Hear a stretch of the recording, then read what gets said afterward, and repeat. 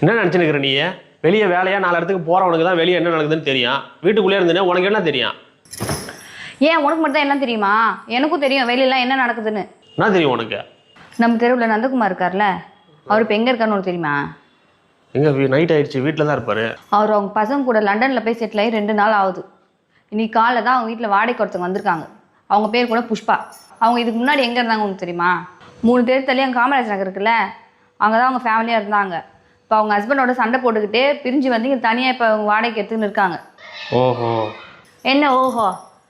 பக்கத்து பாண்டி இருக்கார்ல, அவர் பொண்ணு இருக்குல்ல, லவ் பண்ணுற பையனை யூசிட்டு போய் நீ கல்யாணம் பண்ணிடுச்சு.